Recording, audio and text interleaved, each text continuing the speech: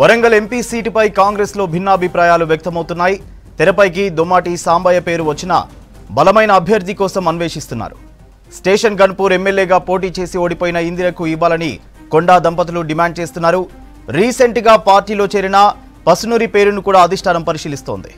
ఇక టికెట్ ఎవరికి దక్కినా కాంగ్రెస్ గెలుపు కోసం పనిచేసేలా ఉమ్మడి వరంగల్ జిల్లా నేతలను ఏకం చేసే పనిలో సీఎం నిమగ్నమయ్యారు. డీటెయిల్స్ కృష్ణమోహన్ అందిస్తారు. Krishnamohan, over to you. Warangal parliament నుంచి కాంగ్రెస్ పార్టీ అభ్యర్థి ఎవరు అనే దాని మీద అందరిలోనూ ఆసక్తి ఉంది. ఈ సీటు హాట్గా మారిందని చెప్పొచ్చు.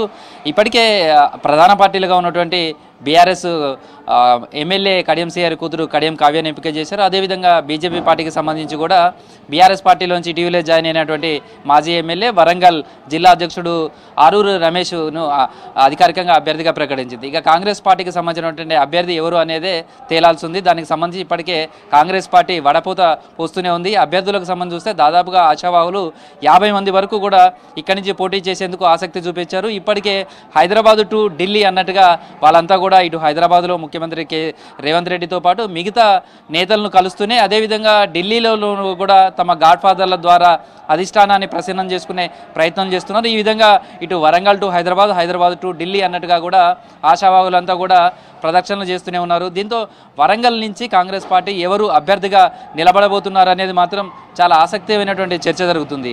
అయితే ఉత్తర తెలంగాణకు కేంద్ర బిందువుగా వరంగల్ నిలుస్తుంది. హైదరాబాద్ తర్వాత అతిపెద్ద సిటీగా కూడా వరంగల్ నిలుస్తుంది. ఇక్కడ కాంగ్రెస్ పార్టీ పూర్వ వైభవం సాధించాలి, ఇక్కడ విజయం దిశగానే అడుగులు వేయాలి అనే దాని మీదనే చూస్తుంది. రాష్ట్రంలో 3 పార్లమెంటుకు సంబంధించి 3 చోట్ల రిజర్వ్డ్ కాన్స్టిట్యున్సీస్ ఉన్నాయి. అందులో 2 చోట్ల ఇప్పటికే అభ్యర్థులను ప్రకటించారు. ఈ నేపథ్యంలో వరంగల్ నుంచి మాత్రం మాదిగ సామాజిక వర్గానికి సంబంధించినటువంటి అభ్యర్థినే రంగంలో దించాలనేది మాత్రం కాంగ్రెస్ పార్టీ నిర్ణయించింది. ఈ మేరకు అభ్యర్థులకు సంబంధించినటువంటి వడపోత తర్వాత కూడా కొంతమంది అభ్యర్థులకు సంబంధించినటువంటి వాళ్ళ పేర్లను కూడా పరిశీలిస్తుంది. దీనికి సంబంధించినటువంటి సర్వేలను కూడా నిర్వహిస్తుంది. వాళ్ళ బలబలాలను కూడా తెలుసుకునే ప్రయత్నం చేస్తుందని చెప్పొచ్చు. ఇప్పటికే కాంగ్రెస్ పార్టీ నుంచి కూడా, ఎందుకంటే వరంగల్ నుంచి నిలబెట్టే అభ్యర్థి విజయం దిశగా వెళ్ళాలి, అంత బలమైనటువంటి అభ్యర్థిని నిలబెట్టాలనుకుంటుంది. ఇప్పటికే దొమ్మడి సాంబయ్య ఆయన చాలా రోజులుగా కాంగ్రెస్ పార్టీకి సంబంధించినటువంటి అభ్యర్థిగా ఆయన ప్రయత్నాలు చేస్తున్నారు. గతంలో ఆయన వరంగల్ పార్లమెంట్ నుంచే పోటీ చేసి ఓడిపోయారు. ఆ తర్వాత కాంగ్రెస్ పార్టీలో రేవంత్ రెడ్డికి అత్యంత కీలక సన్నిహితుడిగా ఆయనకు పేరుంది. ఆయన సంబంధించినటువంటి అభ్యర్థిత్వాన్ని కూడా పరిశీలిస్తున్నారు. అదేవిధంగా డాక్టర్ రామగల్ల పరమేశ్వర్ ఈయన కూడా గతంలో వరంగల్ పార్లమెంటు నుంచి పోటీ చేసి ఓడిపోయారు.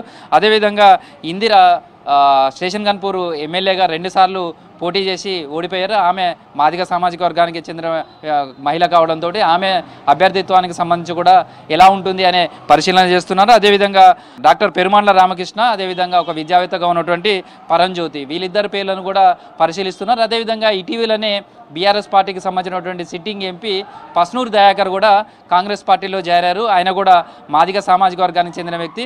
2 సార్లు వరంగల్ నుంచి పార్లమెంటుకు గెలిచారు ఆయన ఎంపీగా. దీంతో కాంగ్రెస్ పార్టీకి సంబంధించి ఎవరిని ఇక్కడి నుంచి ఎవరిని అభ్యర్థిగా నిలబెట్టాలనే దాని మీద అయితే కసరత్తు జరుగుతుందని చెప్పొచ్చు. అయితే ఇప్పటికే ఎమ్మెల్యేలకు సంబంధించినటువంటి ఫీడ్బ్యాక్ కూడా తీసుకున్నారు. ఆ ఎమ్మెల్యేల దగ్గర నుంచి కూడా ఎవరిని నిలబెడితే బాగుంటుంది అనే దాని మీద ఒక 4-5 అభ్యర్థులకు సంబంధించినటువంటి వాళ్ళ మీద వివరాలు తీసుకునే ప్రయత్నం చేశారు.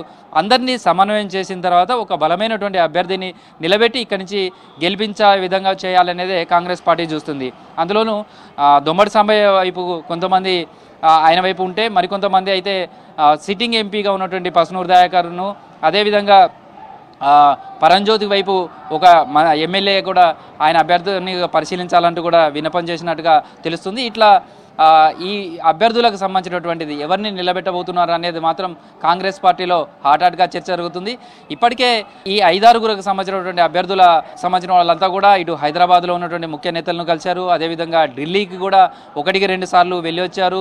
వీళ్ళంతా కూడా అక్కడ ఏఐసిసికి సంబంధించినటువంటి లీడర్లను కావచ్చు, అక్కడ ఉన్నటువంటి ప్రతినిధులను వాళ్ళందరినీ కూడా కలిసి తమ అభ్యర్థిత్వాన్ని పరిశీలించాలి, తమకు అవకాశం ఇవ్వాలి, కాంగ్రెస్ పార్టీలో చాలా ఏళ్ళుగా పనిచేస్తున్నాం, మాకు అవకాశం కల్పించాలనేది వాళ్ళు కోరుతుంటూ వస్తున్నారు. అయితే ఇక్కడి నుంచి నిలబెట్టే అభ్యర్థికి సంబంధించిన విషయంలో కూడా 7 అసెంబ్లీ నియోజకవర్గాల పరిధిలో ఉంటుంది కాబట్టి ఈ 7 అసెంబ్లీ నియోజకవర్గాలుగా చూస్తే ఒక స్టేషన్ గన్పూర్ మినహా మిగతా 6 చోట్ల కూడా కాంగ్రెస్ పార్టీ మొన్నటి అసెంబ్లీ ఎన్నికలలో ఘన విజయం సాధించిన నేపథ్యంలో బలంగా ఉన్నటువంటి కాంగ్రెస్ పార్టీ అదేవిధంగా ఉన్నటువంటి అభ్యర్థిని కూడా నిలబెట్టి అత్యధిక మెజారిటీతో గెలిపించే దిశగానే ఉండాలి. అందుకు అందరూ అంటే ఈ 7 నియోజకవర్గాలకు సంబంధించినటువంటి ఈ 6 ఎమ్మెల్యేలు అదేవిధంగా 2 మంత్రులు కూడా ఇదే జిల్లాకు సంబంధించినటువంటి వాళ్ళు ఉన్నారు. మంత్రి సురేఖకే పార్లమెంటు బాధ్యతలు కూడా అప్పగించారు.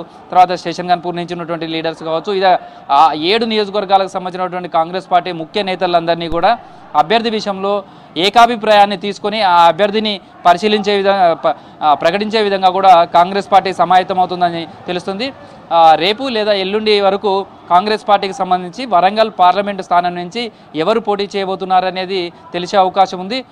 ఇప్పటికే ఎవరికి వాళ్ళైతే ధీమా వ్యక్తం చేస్తున్నారు, తమకే అనుకూలమైనటువంటి వాతావరణం ఉంది, తమ పట్లనే అధిష్టానం అనుకూలంగా ఉంది కాబట్టి ఇక్కడి నుంచి పోటీ చేస్తానికి తమకే అవకాశం వస్తుందనేది ఇటు దొమ్మడి సమయ కావచ్చు, అటు రాగమల్ల పరమేశ్వర్ కావచ్చు, అదేవిధంగా డాక్టర్ రామకృష్ణ కావచ్చు, అదేవిధంగా సిట్టింగ్ ఎంపీగా ఉన్నటువంటి ఇటీవల కాంగ్రెస్ పార్టీలో జాయిన్ అయినటువంటి పస్నూరు దయాకర్ కావచ్చు, ఇలా ఎవరికి వాళ్ళైతే లెక్కలు వేసుకుంటున్నారు, తమకు సంబంధించినటువంటి గాడ్ ఫాదర్లతో అయితే ఇప్పటికే ప్రయత్నాలు చేస్తూ ఒత్తిడి తీసుకొచ్చే ప్రయత్నం చేస్తున్నారు. కాంగ్రెస్ పార్టీకి సంబంధించి అభ్యర్థి ఎవరు ఉండబోతున్నారు అనేది మాత్రం ఆసక్తిగా ఉంది. ఇది ప్రస్తుతం వరంగల్లో ఉన్నటువంటి కాంగ్రెస్ పార్టీ అభ్యర్థి ఎంపికకు సంబంధించినటువంటి జరుగుతున్నటువంటి పరిణామాలు. వీడియో జర్నలిస్ట్ క్రాంతి కుమార్తో కృష్ణమోహన్, V6 న్యూస్, వరంగల్.